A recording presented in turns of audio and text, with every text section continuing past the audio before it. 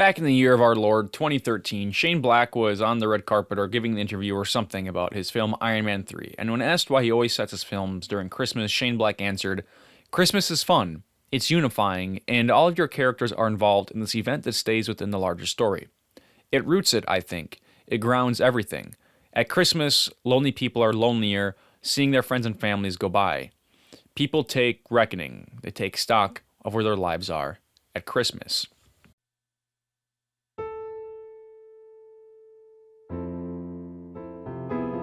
Even though this interview was conducted 10 years before the film came out, I think this is a perfect description of a film I saw last week called The Holdovers. The Holdovers, to me, is like the perfect Christmas/snow film. Christmas is an important part of the film, yes, but it is not the important part of the film. Similar to how Christmas is an important part of something like Iron Man 3, but it is not the important part. Instead, Christmas functions as a frame to make the characters behave in a certain way and to allow certain themes to be conveyed, which couldn't be conveyed during just a random point in the year. However, the themes and commentary and characters are not necessarily Christmas dependent, but instead just made better by that Christmas setting. What I'm trying to say here is that while snow is often synonymous with Christmas, it can be used for a lot more than that. Like Christmas, snow can be a great way of forcing characters to reflect on themselves or change. Snow can bring out the best and worst in settings and characters. A great example of this is something like The Hateful Eight, which, while Christmas is technically a part of the film, as I believe that's why all the characters are traveling in the direction they're traveling, it's the snow which really drives the action. Were it not for this convenient snowstorm, all of these different eclectic and dynamic characters would not be locked in this tavern at the same time. They would have no reason to meet each other, no reason to argue, no reason for the themes present and represented by each character and their unique background to come forth and be exposed by them or by the story. Now, is snow the only circumstance which can do that?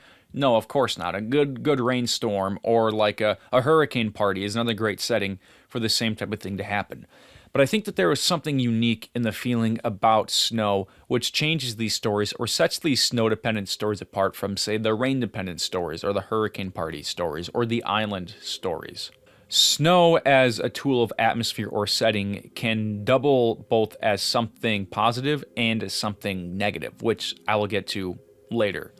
But in contrast to something like The Hateful Eight, an epic, just tragically overlooked film, Daddy's Home 2 also uses snow and a snowstorm to bottle its characters up and reveal something important about them or allow them to engage in growth. Now, Daddy's Home 2 is first and foremost a Christmas movie in a way that the Hateful Eight or even The Holdovers isn't. Daddy's Home 2 is exclusively about Christmas and about families. And this section at the end of Daddy's Home 2, set in the movie theater during a snowstorm, is really a great thematic representation of the entire film. Well, calling it a thematic representation might be too generous. It's not really that nuanced. It's just literally what's going on. But rather than the snow bringing out the worst in characters, in this case, the snow is bringing out the best in characters, which I would say is sort of the key distinction when you're talking about a movie which uses snow at Christmas and a Christmas movie using snow at Christmas. But then to connect back to that idea of setting and snow representing either something good or something bad, we have a film like Wind River, where it's not so much the snow, but the wilderness and the landscape specifically, which is being used as a storytelling device and kind of thematic vessel for the entire plot and script and the characters. Wind River is set on the Wind River Reservation in Wyoming, and it's a pretty desolate, awful, sad place where everything is largely terrible. But I think that its use of snow and the cold landscape really gets across the desolation and just basically the circumstances for the Native American characters in the film, which is the film's main purpose. There is never a point in Wind River when snow is being used to connect characters or bring them closer together or reveal something positive about them, as is the case in Daddy's Home 2. But it is also not similar to The Hateful Eight, because whereas the snow exists just to make the characters behave a certain way in The Hateful Eight, as in the snow is not the norm, in Wind River, the snow or the cold, barren desolation is the norm. Everything that the characters do is a result of the snow. If you look at the opening shots or sequence of the film, the blood run, the mountains and the cold winter sky loom above the character. They dwarf all of humanity. And this image, I think, is an amazing shot for the opening sequence because it tells us pretty much everything that we need to know about this film and its setting. With that said, snow can pretty clearly add a visual style, element, or atmosphere to a scene or film, especially if you're trying to set it apart from other films in a series or franchise, like might be the case in Iron Man 3. But another example of this from the MCU is Spider-Man No Way Home, which ends at Christmas time. And I think that the use of snow in New York is definitely meant to convey warm, fuzzy feelings of rebirth and renewal, and kind of indicate that the characters, Spider-Man especially, are getting the opportunity to start over. This is obviously very different than another superhero film, The Dark Knight Rises, where snow is used, especially in the climax, to indicate, again, a feeling kind of emptiness or of failure. Gotham City is not having a happy Christmas celebration here. They're fighting a fascist totalitarian man who speaks through a Dixie cup and, has like weird fangs on his face. There's an entire absence of warmth in the second half of the film. And also the gently falling snowflakes are somewhat reminiscent of like falling ash or something post-nuclear weapon, which of course is a large part of the film. And I think that, again, the absence of Christmas and the use of snow divorced from the Christmas setting just makes the film feel that much colder and more lonely. This is similar to the film Fargo, which is set in my state of Minnesota and uses snow extensively. But once again, the depiction of snow is never cozy. It's never happy. You never have characters cuddling by a fire. You never have characters safe or stuck inside watching the snow hammer down. The characters are instead always in the snow, always living with the snow, always fighting through the snow. The cinematography by Roger Deakins in this film has been talked about a lot, so I'm not going to try to say anything new about it. But I think in the opening sequence alone, you understand what the filmmakers are trying to convey through the use of snow. Similar to Wind River, Desolation is a big part of this. The setting is not just the setting is the character, and the things which happen can only happen because of or within the setting.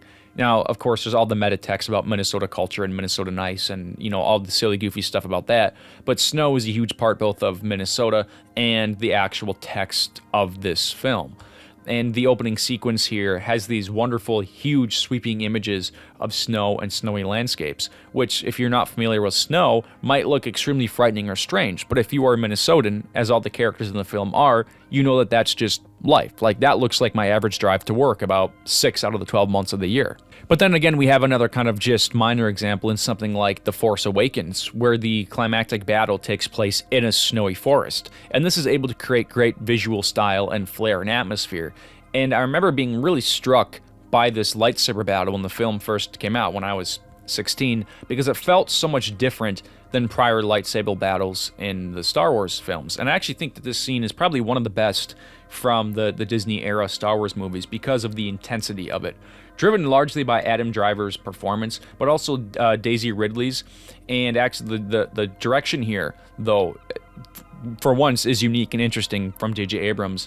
But the snow, and specifically the sound of the lightsaber sizzling through the snow and melting it, I think really conveys the power of a lightsaber, and specifically Kylo Ren as a character in his rage, in a way that, more explicit imagery like a literal erupting volcano to represent a character's rage just don't. I don't know that that's explicitly the purpose of why J.J. Abrams and co. are setting the scene in the snow. I'm sure they just thought it looked cool because it does. But to me, I think it adds a specific kind of character to the scene that no other lightsaber battle in this franchise has. Again, even comparing it to a rainy lightsaber battle in The Rise of The Last Skywalker, or whatever that movie was called. The one where he kind of he looks at Finn, and I think he fights Rey, and they're like on a ship and it's sinking, like a spaceship, or like a piece of the Death Star or something. Maybe it was. I don't know. They're in the water, and it's raining a lot, and you're sitting in the movie theater watching it, and it's hard to tell what's going on in that scene because your skull is actually cracked and your brain is leaking out of that crack in little pieces. And the people next to you are laughing at jokes that aren't funny. and you're laughing at things that are supposed to be serious because they're funny. And there's this obviously like really kind of toxic disconnect between you and the people sitting next to you in the movie theater. And the whole time you just really want to go home, but you also really hope it doesn't end because you feel like you're experiencing a part of cinematic history, but actually it's just a nightmare. And occasionally you think about The Force Awakens, which wasn't really that good, but you might think specifically about that snow scene and how much better of a battle it is than any of the lightsaber fights that are in this film, even though this is supposed to be the finale to the entire franchise. So, snow can also be used to create a great thematic contrast or to show change. This is similar to using snow as a stylistic thing just so that your film kind of stands out visually from its predecessors or other movies or whatever. But I think a good example of a show which is using snow thematically is Breaking Bad. For a long time, I'd wanted to kick around the idea that Breaking Bad is a Western and talk about the setting just, as a small piece of that. But, Breaking Bad takes place in the desert, like almost exclusively. And then at the end of the show, in the final season, last couple episodes, Walt moves up north to where there is snow. So again, this change of setting is like very literal. It's very visual. There's nothing hidden about it. But I think that the use of snow in this case is showing us how far Heisenberg is from Walter White. Specifically, how much this single character has changed from the beginning of the show to the end. And basically, making clear to us through setting that he's a totally different man in a totally different place. The use of snow in westerns was actually just covered really well by Eyebrow Cinema in a video about snow westerns, so go check that out. Here it is. Learn about snow and snow westerns. But then to connect the same idea back to something like Iron Man 3, the snow and winter specifically and Christmas are used to great thematic contrast just within that single film rather than, over a whole series. Iron Man 3 opens up on New Year's Eve, showing Tony Stark at his most debaucherous and cruel and, not understanding. And New Year's Eve is, just a very frivolous, debaucherous holiday. And I think it's a very smart on the part of Shane Black to open the film during that holiday and then to end the film on Christmas with snow, where Tony blows up all of his suits as fireworks for Pepper. It's very close to the theme of a Christmas film because Tony does something or changes for somebody else, specifically his family or people close to him who he loves and cares about. Screw it, it's Christmas. Does he stay, Iron Man suitless? No, he doesn't, but that's not this movie's fault. So the snow is nice, and so are the fireworks. I like them. And to summarize this point, again, snow can be both lonely and unifying, and I think there's a great contrast and use of snow used in the opening of Midsommar, directed by Ari, I don't know, one of the two, Ari Aster, in the beginning sequence when Danny's family is killed / commits suicide. So we have this image of Christiane walking to her apartment underneath Christmas lights and snow, and that nice fat fluffy snow that is like comforting and kind of nice and reminds you of Christmas. Meanwhile, he enters her apartment and she is in an absolutely terrible emotional state, and he has to do his best to console her. The camera then moves above the characters and out the window into a snowstorm where it is no longer nice. There are no Christmas lights, there are no city lights, and all you have is that cold, dark, driving snow. And then there's a hard cut from the snow to a normal summer setting. And not only does this create a good contrast to the previous scene thematically, but it also just tells us that time has passed, which is the most basic thing you can use weather for. But I think Ari Aster is performing double duty here, especially since the catastrophe of the film, the opening for Danny's character, the loss of her family, takes place during the winter, and the rest of the film, of course, famously takes place during the summer. So again, there's this great detachment between who the characters are at the beginning of the film and who they are at the very end of the film. And another thing I would like to focus on are a few examples which really show that snow can become a character itself and create or lend to the setting. I already talked about Wind River, but I think another movie that does this really well is I'm thinking of Ending Things. Not only because of kind of the like holiday travel setting, but specifically because of all the conversations which take place in the car. These are very interestingly filmed sequences, and I can see why a lot of audiences would think that they are boring, but to me, they're one of the best parts of the movie, specifically because all we have to focus on are the characters and the actors' performances, but also the snow. There are always these little snowflakes dancing in front of the windshield or, behind the characters out the window, And it's almost like we, the audience, are the snow. The snowflakes are a part of this conversation, and they're privy to it. They're knocking on the glass. They're hearing every secret. They're there to watch this relationship deteriorate the entire time. And it's not distracting in a negative way, but the snow, I think, is so attention grabbing and really becomes like a core aspect of the scene. And I think that both visually and kind of thematically, and for the viewer, removing the snow would drastically alter the tone of the film, and it would feel like something we're missing if you didn't have these snowflakes bouncing off of the windshield. And then to talk about just kind of a more obvious example, you have The Shining, where the snow and the snowed-in setting are obviously a huge character because they're part of the Overlook Hotel, which is like the villain of the film. And then another example of this is the film The Lodge, about, two kids who just really hate their stepmom. The snow here is definitely a character because, similar to The Shining, the snow and the weather and the snowstorm start to play tricks on the characters' minds and convince them to do things that they couldn't or wouldn't do during more clement weather like, summer or spring or even a rainstorm thing.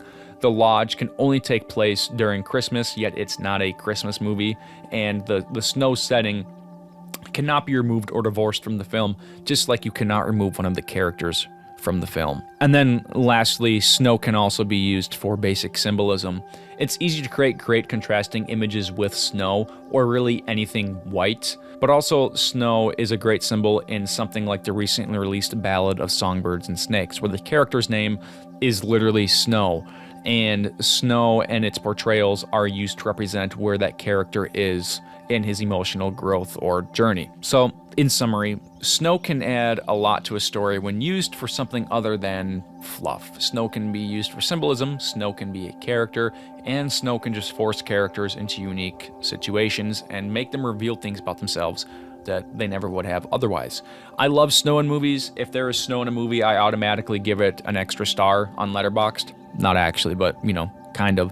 And specifically, if a movie can be 3 hours long, sad, and set in the snow, I'm automatically going to like it. So this was not a very well organized video. I kind of just, rambled. But those are some of my thoughts on snow and some of my favorite uses of it in films. And I like the Shane Black quote at the beginning. So I hope you enjoyed this video about snow. And if you did, I hope you'll also like and subscribe. But if not, it's okay.